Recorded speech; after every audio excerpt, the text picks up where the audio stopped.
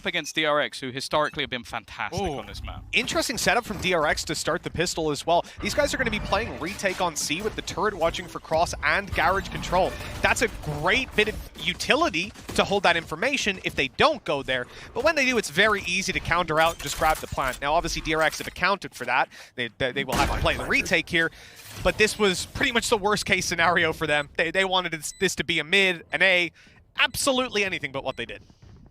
Yeah, now they have to go in for the full retake. Still having flashes, stuns, paranoia, even a prowler on board. So there's plenty of utility that they can try and utilize to get back into this position. But there's counters on the other side. Buzz leading the charge, though, already opened up. But there's a pretty passive hold from the remaining players other than the rotation of Digizin. I love that idea. Smoke out long, paranoia backside. You've got all the control you need. Now it comes down to blind fire through the smoke. Body blocks coming in, and that defuse is not denied. DRX walk away with a round.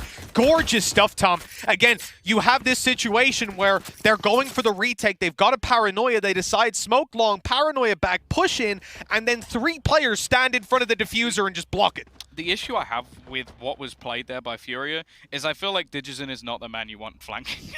Sure. He's too aggressive. Like, he gets the first kill. He's already disrupted them. Now, sure, the plant isn't really for a great position for him, but him going down instantly goes, all right, we can focus on long now. Like, he gave them the ability to almost ignore that position because he died. If he just survives, causes irritations, even goes through CT, it's a different story. Now, Quick, it's in the name. He is. Yeah. It's in the name. Yeah, he's pretty quick right the way through to their spawn. Now, they're aware of this. They know the control they've given up, and they know how these players work. Right on into the site and take it down immediately. The rest of the players are coming through with pistols. We've got a headhunter taken out of the round, so that won't be doing anything. And then range is just a lost cause for Furia from this point forward. You've got Ghosts, got a classic. Well, that's the thing. Coming into the series, seeing Buzz on Jet, it excited me. Because this was the agent where ultimately he made his name as one of the best players. Definitely from Korea, probably the best, but one of the best in the world even. He could challenge versus anyone. Went over to Chamber, had some success regionally. I don't think it really worked on the world stage. Now he's back on Jet. He started very, very slow, but since then he has been destroying anybody that even walks into his path. So the fact that he's also kicked this off with a bang, he's only a couple of orbs away from actually being able to get a Blaze Storm online. And while these remaining players, I don't really know what they can really hope to achieve. It's going to be a Prime Gaming flawless to kick off round number 2. And now Furia, they'll have a bye. And even if there was damage done, you know, there were 2 Spectres to play with. You could have accepted even the 1 player going down. But with nothing for Furia, this leaves a Vandal and 2 Bulldogs. If you were watching the previous map, you know just how powerful that kind of a buy could be. At this stage, this was where Furia had this kind of a buy. They won the 3rd round, and they left their opponents with practically nothing to play with. It was devastating. Because you've had Marzen very aggressive. Now it's going to be Quick playing completely different to him. Immediate push straight down to short. DRX really want to take the fight to them, and that is a fantastic early duel. Mako down to 5 HP, Buzz to 45. Not the greatest in terms of health bars, but they've got 4 weapons against 3, and in a low buy round like this, that's a perfect trade right off the rip. Yeah, they 4-stacked A. Like, they had 4 players pushing deep in towards that A side. Maybe a hard read on what Furia like to do in some of these earlier rifle rounds, especially when you're up against SMG. The A side can give you some pretty favorable fights. They haven't fallen off, though. And in fact, the push coming in from behind Marco, if he can even get 1 here, it'd be fantastic. But, well, asking a little bit too much of him. That flank, though, is going to be coming through very quickly indeed, and nobody on the other side has realized it yet. Yeah, that timing is just perfect. And with players possibly still making some noise on long, if they do, maybe it would draw their eyes to the other side. Buzz tucking in, taking advantage of his 45 HP. Of course, we lost Mako, the other low player, so now DRX are almost reset in this fight, and with Digizin down, Furia are backed into a corner. Khalil is the only man left alive. 3 players to take down. They've all got weapons, and Buzz is claiming his 2nd scalp. This man has been revitalized coming into map number 2. We talked at 12-4, and it's actually hilarious that we even said it, but the fact that, hey, you know, the difference between 12-4 and 12-6, 12-8, and Buzz having a couple of rounds building up that confidence was a big factor, because maybe then you just don't feel as bad going into the next map. There's not as much pressure. You're like, hey, we started slow, but we don't need to change anything because I'm back on form. And he dashes into mid and gets a 4K in OT. Yeah, right? The change happened on the previous map. We thought maybe if they got lucky, it could happen here. And they're 3-0. DRX have ruined Furia. Exactly what happened to them on the previous map. Yeah, the thing is, I don't know if Furia are going to have the same mental fortitude to turn it around. After what just happened? Yeah, exactly. Come on. And also, they are a team that almost seems to play off their confidence. Like, you talk about Martin, you talk about Digison, the way that they were playing, it sort of deterred them after a while. Marco as well. Oh, so good as a site anchor, just decimating them on the way through. Low on HP, so he's going to give Stacks. Stacks just ran onto the site and just fired 2 shots through the smoke and killed someone. He's like, hey, Mako, I like your spams, dude. Give me a try. Give me a try. Oh, I got one. It's ridiculous. Oh, he didn't get 2, though. Maybe Digison can make this a little bit more costly. Tour de Force is available for the next round, so it doesn't really matter too much about anything else. It's just how much damage he can do, and it'll be nothing. It's a triple peek out from DRX. 4 survived the round, and they have got off to a flying start again when it comes to this defensive side. Now, Tour de Force for that attack, and, well, let's see if some of the players can even get onto the board. DRX are 5-1 on Haven in Stage 2, with their only loss being at Masters Copenhagen. Well, the signs are certainly pointing towards that stat becoming even more impressive. I think that was FPX with a stand-in as well, which was quite a peculiar loss to take. Say his name. It was Cider, okay? We had to fight hard to get him that Masters tag. And I won't have him forgotten. He played incredibly. Okay, Stacks. They're finally coming in with a buy round. And Quick's dead within seconds. Like, he's been going for these aggressive mid plays. He's just been slammed into the ground. Like, he's meant to be your opener. You don't really want Digison trying to do that when it comes to this attack on a chamber. It doesn't have that same sort of space taken, so losing him earlier is a pain. You see he played the rifle here, not the Tour de Force. Of course, running into this round, on the attack especially, it makes sense. Maybe save the ultimate for the next, where you won't have the money. Could help you out. Often we'll see teams do it the opposite way. I think FPX do it. They'll use it for the buy round. Because obviously when you die, your teammates can't pick it up. So if you buy that if you use your ult next round and you die, your teammates all have pistols now. Yeah. Whereas if you have a rifle, then at least they can pick it up. But you can certainly understand both sides of the coin. He will be using it next round. Well, I don't know about that. I'll tell you what, he ain't using it here. That's all that matters. Yeah, and they're just being picked apart. Similarly to what we saw on the last map, actually with Furia. Their defensive side was just basically them catching players off guard and, well, 30 seconds spamming early. There's still a player within the back of the site, a quick rotation available for RB. I don't think this is going to be an easy take whatsoever, and already there's going to be RB. Oh, a little bit of dancing with Khalil on the other side, but what does Marzin even do here? 15 seconds. As you said, they got Tour de Force for next round, so I guess just try and save the gun. The gun would certainly be helpful, but just look at the finances in play for DRX. They're on the verge of another flawless round. They have absolutely no intention of turtling away and allowing him to save this weapon. They found him, and they have taken him down. A prime gaming flawless for DRX, and Furia get out of it with absolutely nothing. That economy crippled. And now, Digison, I mean, he actually did pop the Tour de Force. Wait, in the previous round. When was that?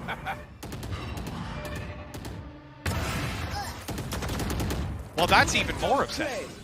Yeah, he bought a rifle, popped his ult, didn't use his ult, and then got killed. So, probably about as poor a start to a round as you could. Over Pearl, though. That's the thing. A Pearl is going to be, in likelihood, poor for most teams at this tournament. Instead, they took it here. So I kind of don't give them that same wiggle room. I see, this is the thing, right? How I see it, they came in and they had their idea that this kind of comp would work, but now that they're playing against top-tier competition, not in their scrims, but in officials, they're getting wrecked, and they're seeing the true weaknesses here, or rather, the lack of comfort on this composition to be able to make those pivots against a team that doesn't play the way that you're used to them playing, and DRX are certainly in that bracket for now.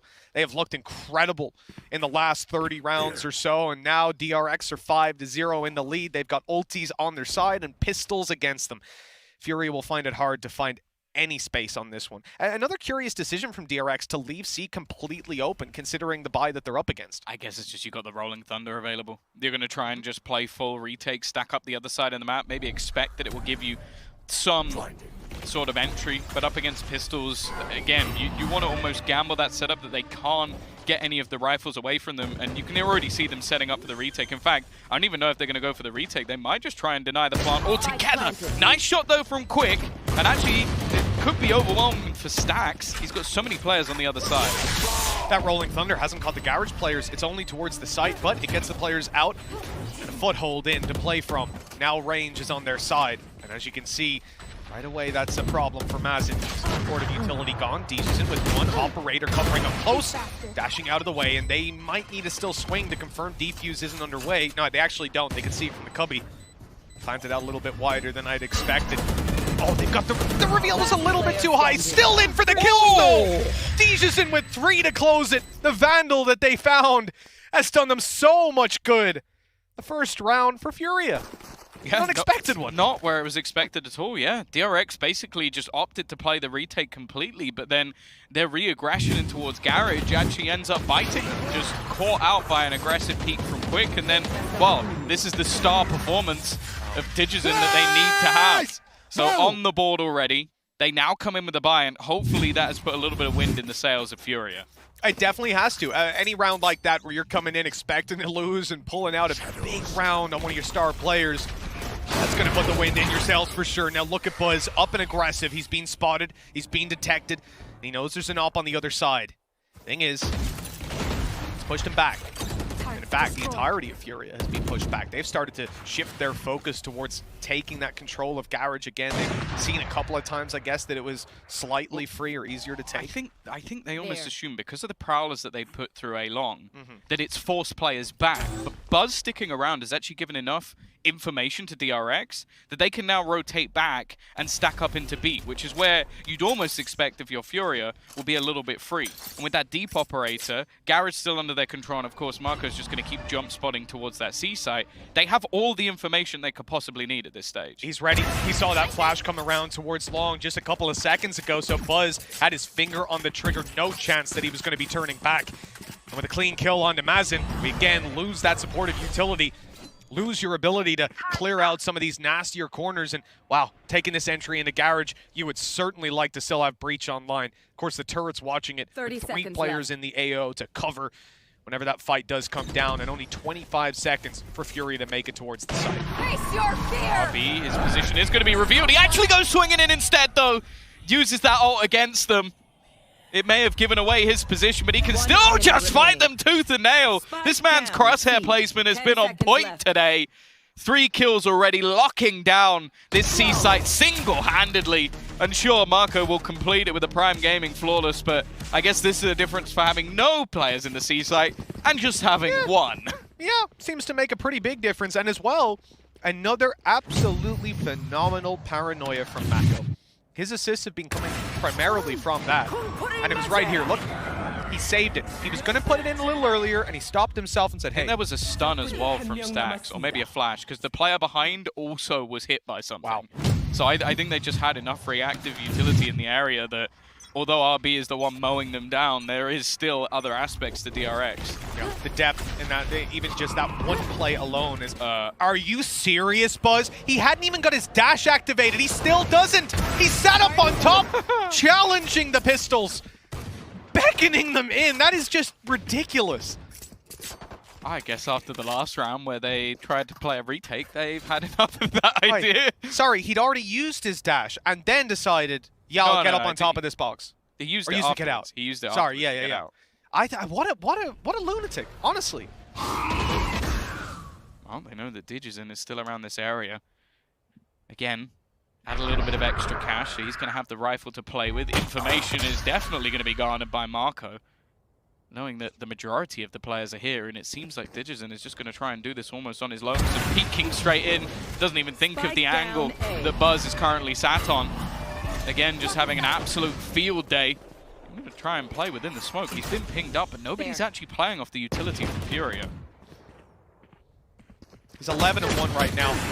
Oh, the death? Where's the death? He's still alive! 12 health! Somebody kill him! Hey.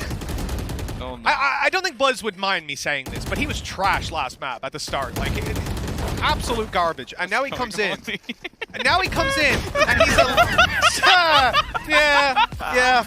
That about sums up this game. 7-1. I don't even think he was low. 7-1. Not a scoreline that the Brazilian fans are going to be too happy with right now. It's funny because I don't even think no one was dead on DRX, right? So that means that Stax had no info about him being low, just decided to jump at him with a right-click classic. Yeah, it's Prime Gaming Flawless, so of course no one was dead. It's absolutely and utterly ridiculous. The turnaround from the... Look at that. Yeah, that's what it does to you. What it does to you. Tom, these players on Furia need to like leave here straight to therapy. I don't know how you come out of a game 8 rounds in a row. You had 9 chances to close it out. Minimum. This looked like a freebie. They weren't ready. They pushed all the way through mid. Now it's going to be an aggressive take. Oh, they've stunned up quick, but it doesn't really matter. They've got the site. That was the goal. It was to take the space. He wouldn't have been able to kill anyone because they were out of there anyway. There was a player up in heaven. He could have potentially gotten up too. I mean, yeah, optimism. Sure. It is optimism, but just not great. It's not a good sign to see those little micro plays not working out. Just running in. Just landing everything, but there's been trades. A couple of kills going back in the other direction.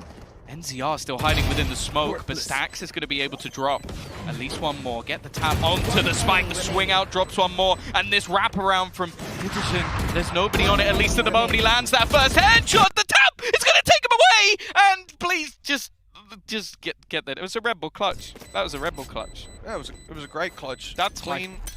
Deja's in with a great play, and everything there went according to plan. So 2 rounds for Furia, all is well, all is good. This is normal Valorant. This is what I expected to see today. I don't know how can Buzz not die? Is it truly what it takes to get rid of this man is? Deja's just shakes his head. They're like, neither of us won that fight. Yeah. Neither of us won. And the thing is as well, Furia don't even win economy-wise. Yeah, they come out with an operator, but there's still going to be some serious pieces missing. You can see as well. Don't you dare. Yeah, we're both thinking it. Don't you dare do it again. In the corner. They have an idea of it as well, and this time Quick will check. A freebie kill to get them into the site. Do they actually clear this close angle, though, of Zest? They don't have any Prowlers left, and it's a half check, and Zest, I think, almost caught sleeping. I think that flash might have blinded him up for just a second, though. Left him a little disorientated on the way back out. Now, Randon up with a 5 versus 3. DRX having to retake. They've still got that paranoia. They have been on point for Mako, but it will have to be something legendary if it's to have the impact it needs to. In fairness, though, from where he is right now, he could probably hit 4 of them. I don't think he's hit any through. Yeah, Stax has instantly gone down, and RB really spotting anyone. I almost wonder if it's worth just holding on to the weaponry. Sure, they've got the economy to buy into the next round, but even just dropping an operator over for Buzz definitely be worthwhile.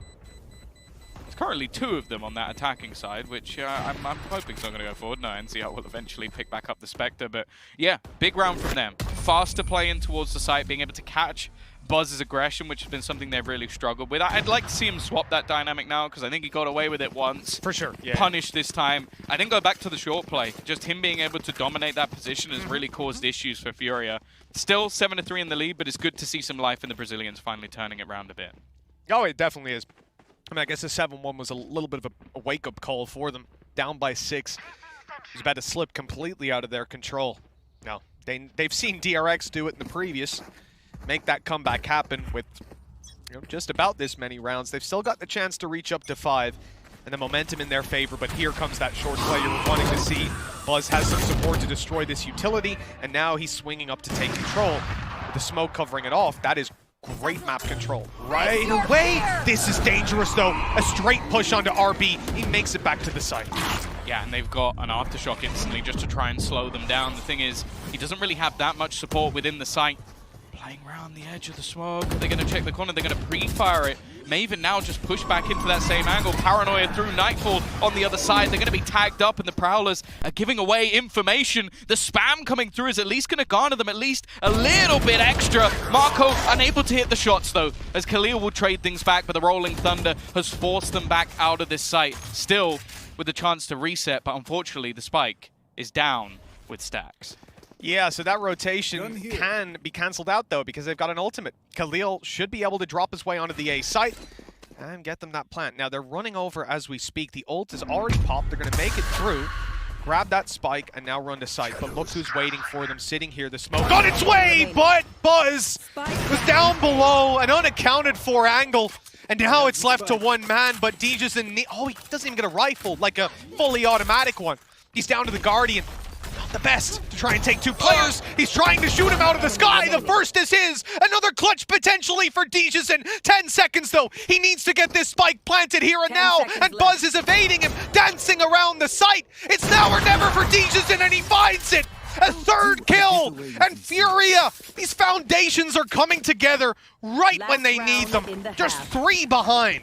Yeah, and a couple of them just off the back of Red Bull clutches coming out for Digizon in these late round scenarios. We talk about the way he plays Ascent. He's always the first man in, but it seems like they're leaving him as the last alive for a reason.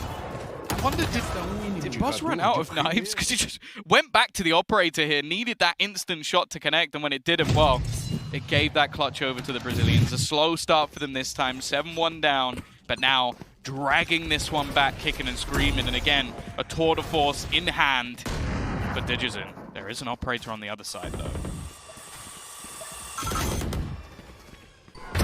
Oh, come on! A collat DRX coming into this round with a bang right off the bat, and Buzz, he's just reset. This is the turtle now from DRX. They've got their utility covering the whole map. See site even being covered at this point by RB.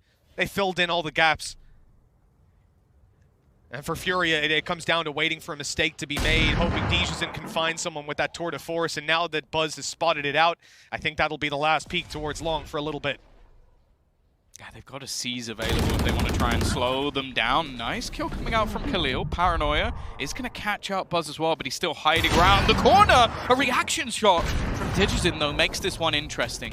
A stun to try and clear that close angle, but it's actually going to be Marco winning that battle as well. I think a counter stun went through on the other side from Stax, and this leaves Marzin. He's had a rough time so far in this map. Another clutch needed for his squad, but at least he does have the spike. Left. I mean, that was just a fantastic reaction by Stax. He's 20 HP, and he had the choice of swing and take the fight or just go somewhere else, pop some utility and help his teammate out. Made the right call. Mazin. Oh, the turret's going to catch him. He's 1v3, 84 HP, 18 shields, and 0 kills to his name so far. Left. This would be an impressive clutch. Infinitely better than the rounds before. He can just run at him. That's all RB needed to do. That literally is just a smart play. Like, it might look silly. Like, oh, he's just gone in a scenario where his teammates could say that slipped away, but instead, it just meant the round was over. He happened. A solid half for DRX, but at least a little bit of a resurgence coming out of Furia, because the way this half started off, I honestly thought it was... I'm going to say, I reckon that Mako has gotten more assists with his Paranoia than the entirety of Furia have gotten in that first half. On the attack side, entering through. Your Mazin does not look comfortable on this agent. Khalil does not look comfortable on this agent. There are issues here for Furia that make me think this is not going to be just a reset. And okay, they get a few kills, but DRX again come out on top, and the flank is being watched. Mako's got the intel! Oh, that's a mistake!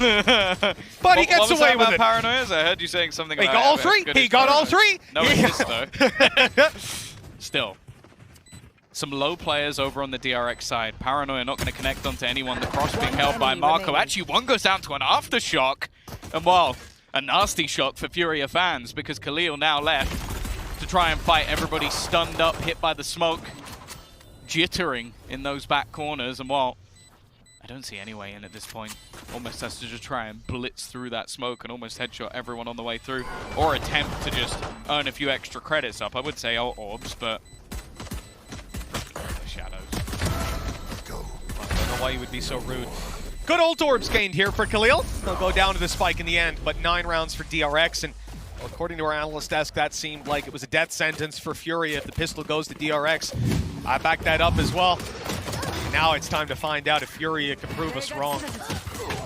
I mean, not even in this round, though. Most likely they take an eco. They go down 10-4, like we said, and the comeback has to be impeccable. I don't believe. Not with the comfort levels, not with the changes they've made here. We just haven't seen. But maybe those changes are for the defensive side. Let's say that. I think the other thing as well, and the main difference, is that Buzz is performing well.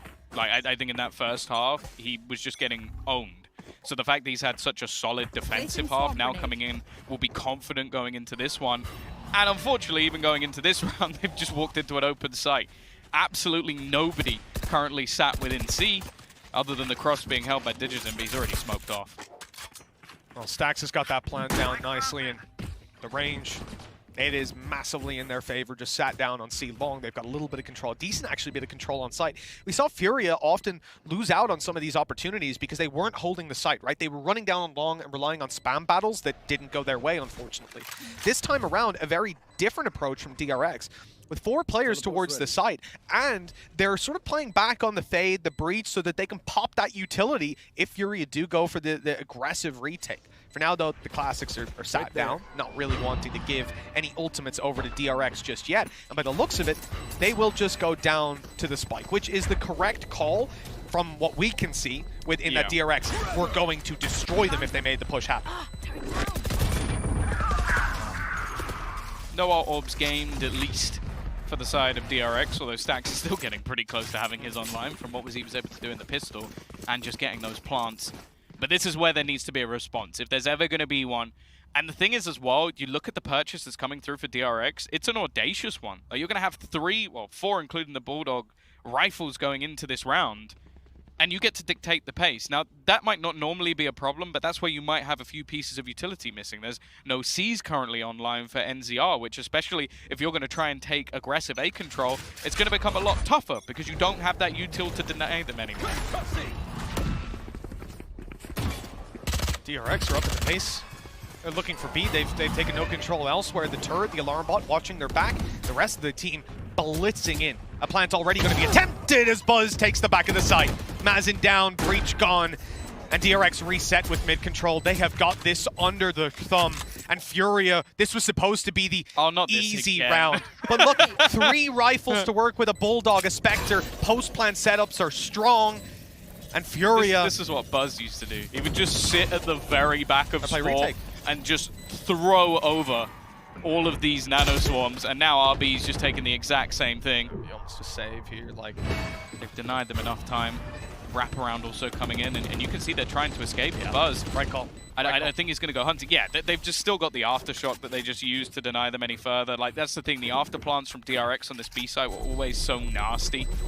And while the remaining players should get to hold on to their weaponry unless RB can catch someone, but they'd have to peek, and I really hope they don't. And again, this comes back to, this was a bonus round. Very nicely handled by DRX in how they built their economy to allow them to do this. But the reality is, Tom, we've seen the pistol. Next round, Rodney, we've got it next round. You've said it so many times at this point if you're Furia, like, hey guys, it's okay. It's only 8 rounds in a row, 7 rounds in a row, 6 rounds in a row. And then you come to this map and DRX continuously just boomed them. Quickest being wall-banged through the double doors, and he was in the... Look where he was. Look where he wasn't even hiding behind the door. Well, RB's a little stuck here, but I don't know if anybody's actually going to be able to capitalize on it. Still playing with a Spectre, but they just seem to have this on lock. Positioning from Digizin is at least going to allow them to stack up some of their positionings a little bit more. They'll expect window after that flash, but I don't think they'll expect Khalil, short of some very poor timing. This could be fantastic. No, but they've smoked it out, and they clear it. Buzz is on fire. Oh! Just destroying them. That's the thing. I don't know what was happening in the first half of the first map, but he has been a different beast all the way through, and not a single battle has gone the way of Furia in this round. They take the time, get the orb, go back. I'm going to go plant. I'll get my ult as well, just in case we need it for the next round. But I'll be honest, even just the manner of which they're winning these rounds is so dominant at this point. DRX on Haven, it's always been something to marvel at, but unfortunately Furia they've gone missing. Yes, and this was, again, the expectation coming into this map that there would be issues for Furia, that those comp switches could cause some chafing, but this is a role switches rather for the players, and this is evident at this point. There's so many reasons we could throw out there, and frankly, it doesn't matter what when we settle on.